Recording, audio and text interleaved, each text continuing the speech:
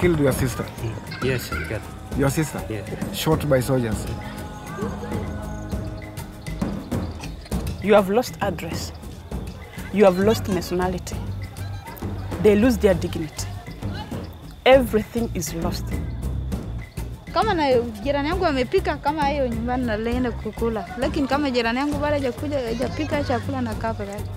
I can't even fathom what it might feel like to just go with the clothes on your back somewhere and you don't know if you're going to make it back home.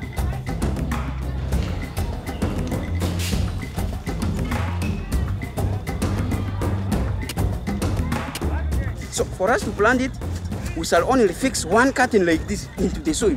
They aren't being given a handout. They are literally being given seeds for a sustainable future. We pray that soon there will be brotherhood in the whole continent. I believe we are all one. It doesn't matter what color you are. It doesn't matter what tribe you belong to. We believe that God created man in his own image. God is the center of what we do. You can see in the faces of these kids that hope is not lost, that love is not lost.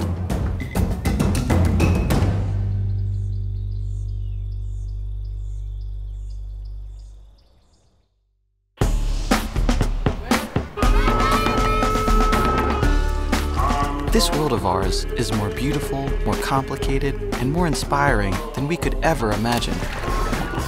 My name is Sanjay, and this is the story of a journey with ADRA to serve a hurting world.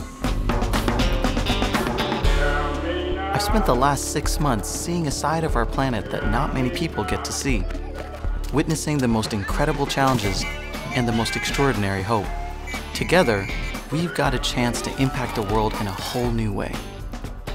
This is A Closer Walk.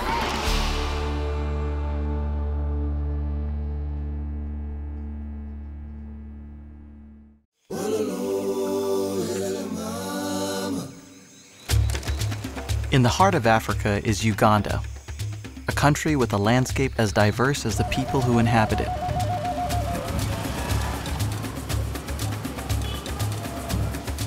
Lake Victoria, which lies along its southeast border, is the source waters for the Nile River, a river that runs over 4,000 miles before finding its way to the Mediterranean Sea.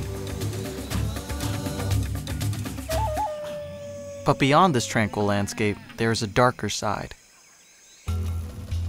This part of Africa has a complicated and violent past. For almost a decade, the Lord's Resistance Army, led by Joseph Kony, terrorized northern Uganda and displaced 2 million people, almost 95% of that region's population. And to the north, conditions are even worse. The violent conflict in South Sudan has forced millions from their homes. In December of 2013, a civil war began between supporters of the president Salva Kiir and his ex-deputy Riek Machar. Since the start of this most recent conflict, over 1 million people have been displaced, and 400,000 have fled to neighboring countries. A country already overfilled with a displaced population, Uganda is now struggling to find a way to take in the thousands of refugees fleeing South Sudan. Life of a refugee is the most difficult life that you want to live. When you are a refugee, you live in a country where you don't have your own resources. You depend on other people to provide for you, to provide for your family. It's not something that you would like to do. It's a very, very pathetic situation. To be a refugee is not very easy life. Booker has been working for 27 years with refugees around Africa. Originally from Kenya, he now lives in Uganda, where he is helping with the resettlement of refugees from South Sudan. How close are we to the South Sudanese border? 10 kilometers, it's not very far, just behind us.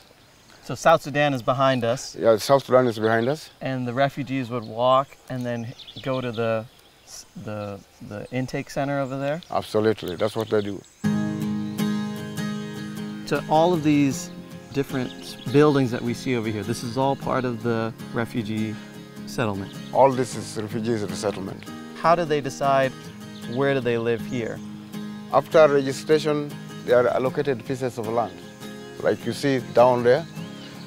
Unlike other places where the government owns places of resettlement, here the local community themselves decided on their own to give the South Sudanese refugees places to resettle and live as brothers and sisters. Nayumanzi is a refugee center in the Adjumani district of northern Uganda. Refugees come first to the intake center to be accounted for before being assigned to a settlement. This makeshift camp of temporary tents can be home for a few days or a few months, depending on how quickly space can be found in the settlements. In the 10 months since the conflict began, there have been over 80,000 refugees who have come to Adjumani. At one time, there were as many as 25,000 refugees staying at the intake center, with several thousand more arriving each day. They used to come in thousands, but now the number that is coming is reduced. We say about 20 people per day arriving. The number is small that come every day, but the people are still being accommodated. Unfortunately, finding space for people is not the only challenge. Even those who have been placed into settlements struggle to find the most basic necessities. Kama na jirani yangu amepika kama hiyo nyumbani na naenda kukula. Lakini kama jirani yangu bado hajapika chakula na kaa peke yake. Ayen is a mother who fled South Sudan with only her 3 small children and the clothes on their back. This is not an uncommon story. An overwhelming majority of the world's refugees are women and children. It's a very hard, tormenting experience. When these people come, they came with a lost hope. You have lost address. You have lost nationality. They lose their dignity. Everything is lost. 80% of the world's refugees end up in developing countries that lack the infrastructure to accommodate them. The reality is, in the areas where we have our biggest turmoil, where people are fleeing, they're in developing areas. How do you extend the food security to those people when you face your own issues of abundance of food and feeding your own population? Where do you put them? You know, where do they go? But when the war comes, it's not like being announced, tomorrow it will happen. Maybe you organize and you pack your essentials, but this is about saving your own soul, your own life. I can't even fathom what it might feel like to just go with the clothes on your back somewhere, and you don't know if you're going to make it back home. But food and shelter aren't the only things the refugees need. Although they live side by side in the same camp, many of these refugees are from different tribes, speak different languages, and have different customs. Even surrounded by other people, many refugees find themselves completely alone.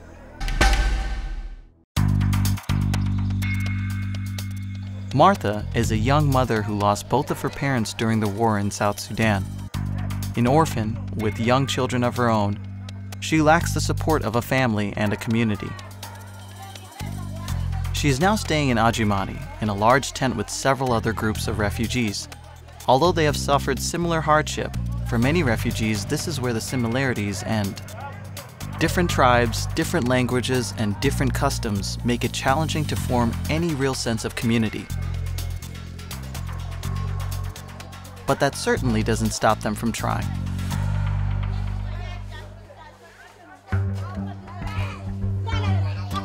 This morning, Martha is making tea for her children and some of the other families she shares a tent with. Refugee centers like the one here in Nayumanzi are able to provide families with not just food and shelter, but also with opportunities that they didn't have at home. The schools in South Sudan have been destroyed by decades of war. But here in Uganda, her children have the opportunity to go to school with the local students. Education is important. Education is the key. If you have education, you have the potential of doing things. You need to go to school. Education is good for you. You need knowledge to go back to South Sudan. You never know you will be a president of South Sudan. But you need to go to school to have that achievement. Booker spends a lot of time talking with young refugees like 17-year-old John who are not in school. School has not been a priority for many of the refugee children who have lived their entire lives in a country at war. South Sudanese students who are here are very lucky to have opportunity of being resettled in Uganda. They are allowed to go to the schools where the national students, the pupils here, go to. You see, God never makes mistakes.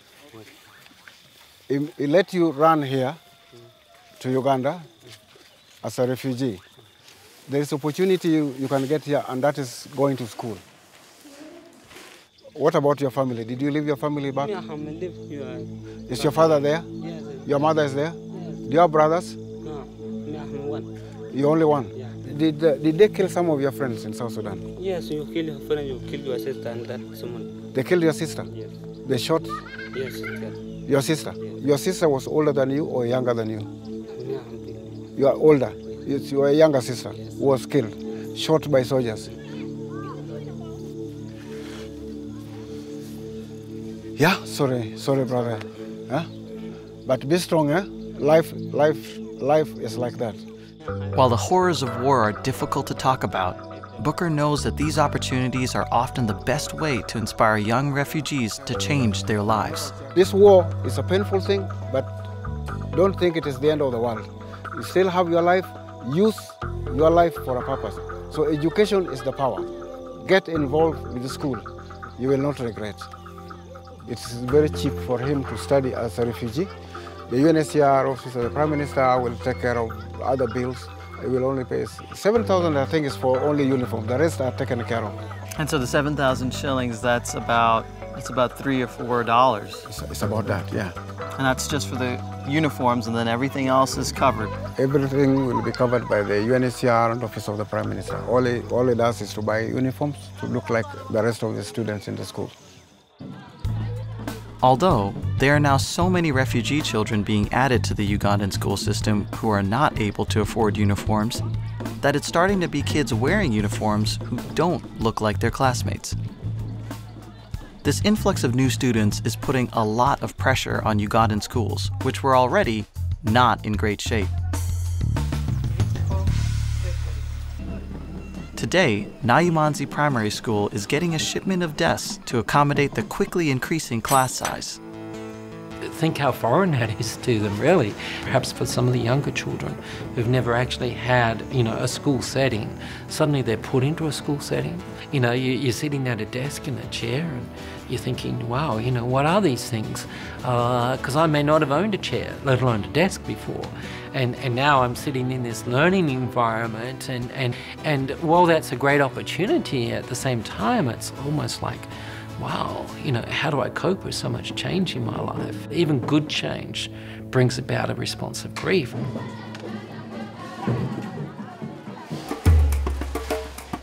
For Akut Majak, in grade 6, getting ahead in school has become her main focus.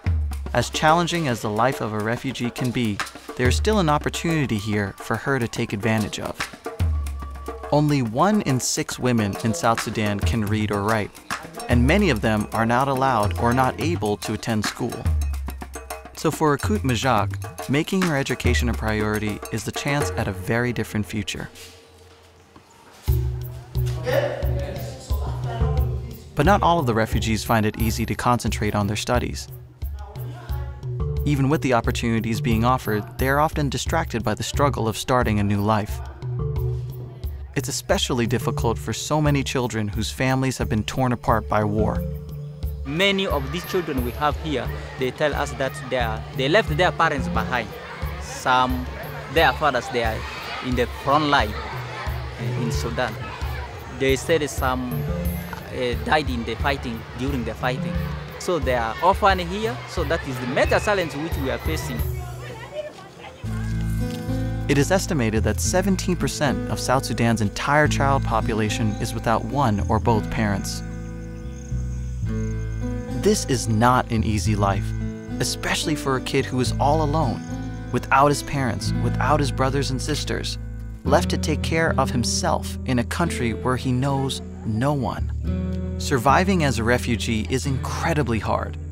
Doing it as a child alone is almost impossible. 14-year-old Emmanuel ran by himself to Uganda after his father was killed in the war. He thinks that his mother and sister are in South Sudan, but he has no way of contacting them. During the day, he goes to school and spends time with some of his friends in the resettlement camp. But at night, he's completely alone. It must be scary for these kids whose parents have been killed or are missing to have to go to bed at night by themselves in a strange country.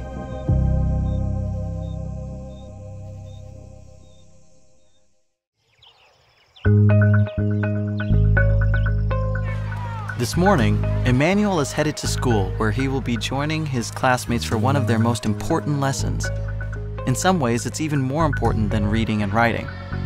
Today, these students are going to learn about farming. Teaching these kids about agriculture is teaching them how to live. This is a country where you survive on the crops that you grow, so learning how to grow your own food is a necessity. Cassava and sweet potatoes, we shall plant them in one row. And then the Irish potato together with the cocoyam, we shall plant them differently. What they're learning through these schools is not just agricultural techniques.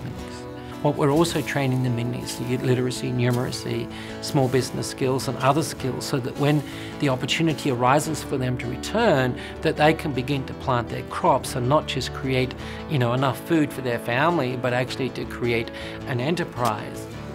Why are we making the soil soft? Why are we cutting it like this? Huh? When we cut the soil like this, it keeps water for long. That's why we're making the soil very soft. We're actually giving them the skills to be able to go back and create something better, which is going to contribute to the recovery of South Sudan at large. So for us to plant it, we shall only fix one cutting like this into the soil. Is it clear? Yes. Okay, we're fixing. Can somebody go and fix? You fix the other one there. Push ahead, push ahead, push. In the middle. We're facing a major crisis within South Sudan. We're facing a situation which people are saying is mounting to becoming one of the greatest famines of our modern history, because nobody's left to plant a crop. So these kids learning how to plant vegetables and survive on their own food sources is such a powerful lesson. They aren't being given a handout. They are literally being given seeds for a sustainable future. And it's not just a few plants. The amount of farming being done by the schools is extensive. So all from there up to down there, this we planted cassava. Agabu Faustine is the principal at Baroli Primary School. 60% of the students are refugees that have come within the past year. These are also orchard like this one. This is a mango tree. Oh. This mango. This line for mango. That one is for orange. So the mangoes and oranges and then guava guava over there. So these trees over here, what are these? These are cassavas. So just like the seeds that we looked at over there, Yeah. this is how it's going to be. This is how they grow. You can see how it cracks. Eh? These are the cracking. Where, if you see the cracking, it means they are ready. So once the ground starts cracking near the cassava, Yes. it's ready to go. It's ready to go. You remove it, have it, you remove it, you peel, you wash it, after washing, you eat. In the future, this will be self-reliant. That is what our target is.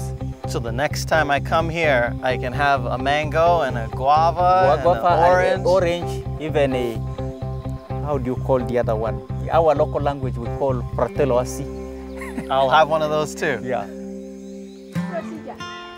Some of these kids have come from unimaginable horrors, but it was clear to me that these refugees want more than just food and water and shelter. These refugees want a better future. If these children are able to work by themselves, can they get this knowledge that if I planted this, what can it give to me? Will it only be the fruit? Will it be the environment? Will it be the knowledge acquired at the end of it? That's why we're having this project. Good, that you first remove this one.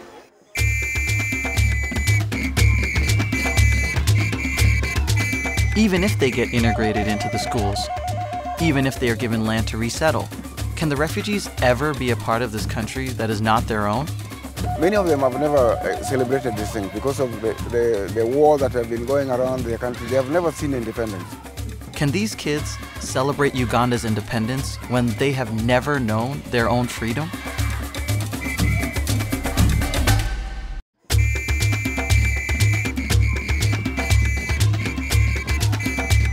Ugandan Independence Day, a celebration of independence won from Great Britain in 1962. It's very important for Ugandan to celebrate that day. Since we got that independence, we look at the achievements so far we have got since we got our independence, and we count that there are many. But what is it like for the refugees who have fled their own war-torn country to be suddenly swept up in this patriotic celebration? Many of them have never celebrated this thing because of the war that have been going around their country. They have never seen independence. Uganda temporarily now is their country. And so they see a lot of different tribes marching together in the name of independence for the country they live in. So they think this is our country also. Many refugees march in the Independence Day celebrations, a clear indication of how important their temporary home has become. If the fighting in South Sudan continues, it is possible that many of these kids will spend their whole childhoods in Uganda. It is not uncommon for refugees to stay for years in temporary settlements. Although we have so many refugees in this area, we are living together as Africans. Whatever problems our neighbors have, we should go in and help. We believe in sharing, in brotherhood, having Africa as one continent with one people. And we pray that soon there will be brotherhood in the whole continent.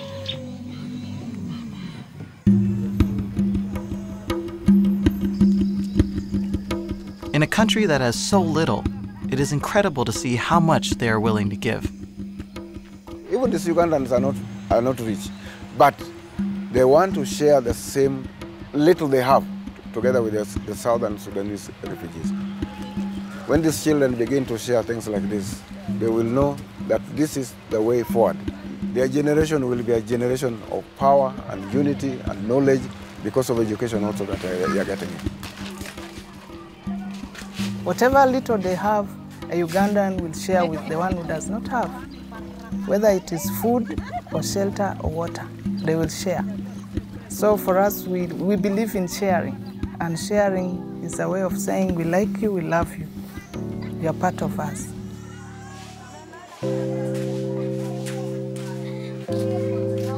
I'm just imagining what if it was me instead of the Southern Sudanese refugees. I would love to be treated fairly, with respect. If I want to be treated with respect, I have to reciprocate. I need to do it to somebody else. What is good for me is good for somebody else. This is a place where people are really making the best of a bad situation. Even with all of the unimaginable horrors that they have come up against, you can see in the faces of these kids that hope is not lost, that love is not lost.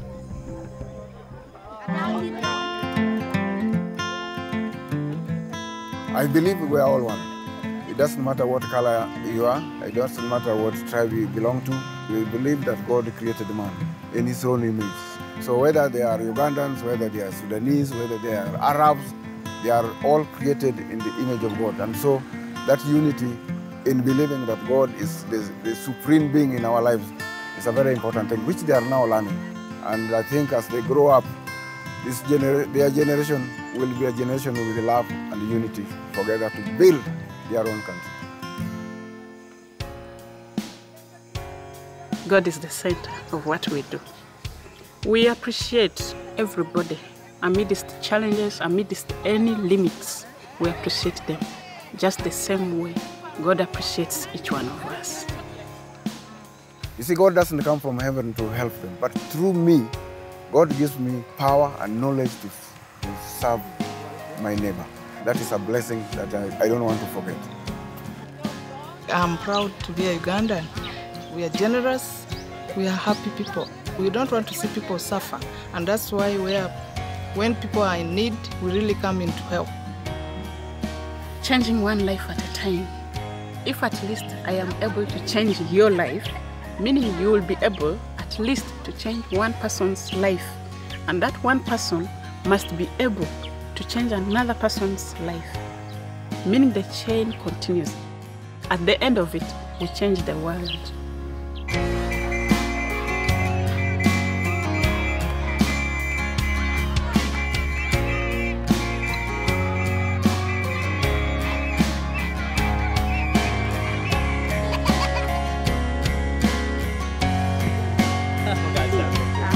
Look at that. Who's that, huh?